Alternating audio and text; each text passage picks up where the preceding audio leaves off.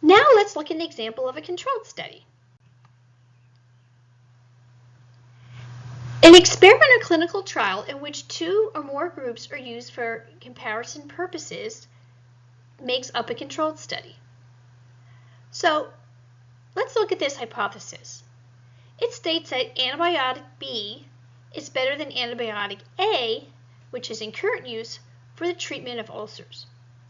It used to be thought that ulcers were caused by stress, alcohol, the eating of spicy foods.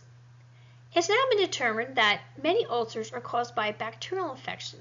This bacteria is called Helicobacter pylori, and it's actually an organism that can bore inside the lining of the stomach and then cause the formation of ulcers. In this experiment, we have 3 experimental groups, and we want to take our population of individuals that are participating in the study and to randomly divide them into the 3 groups. For instance, we wouldn't want to have all the women in one group and all the men in the other, so they're randomly divided. And we also have a control group, and our control group is going to receive a placebo. So that is a pill that looks like an antibiotic, but does not contain any active ingredients.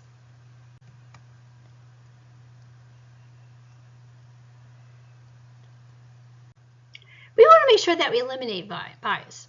Bias is a prejudice in favoring one group over the other, and this can cause inaccuracies in reporting results.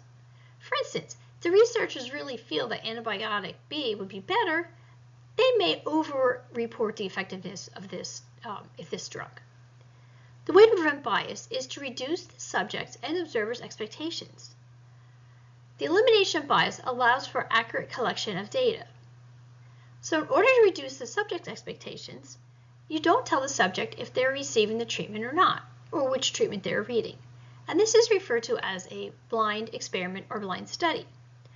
We also want to reduce the expectation of the individual technician that is enumerating or counting by endoscopy the healing or the improvement of the symptoms of the individuals in regards to their ulcers.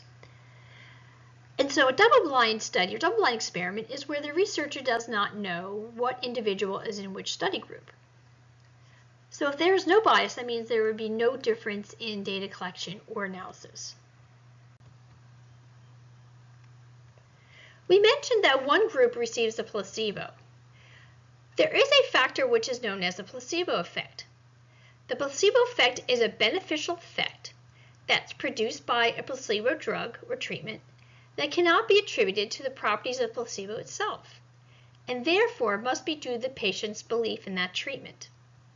This is even true for drugs such as morphine, which is a very powerful painkiller. And it's far more powerful if a doctor marches in and tells you that he's going to give you morphine than if it's secretly administered into your IV. There's been other studies where they have had keg parties where the kegs included non-alcoholic beer, and if a group of individuals showed up and acted like they were intoxicated, the other individuals drinking the non-alcoholic beer would start to demonstrate similar types of behavior. So the placebo effect is real. The results were determined by endoscopy. And in this double-blind study, the technician performing the endoscopies did not know who was in which study group.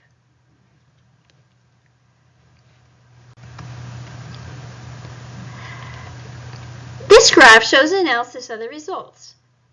Each subject was examined for the presence of ulcers, and you can see that antibiotic B was more effective in treating ulcers than antibiotic A, or the patients that were found in the control group.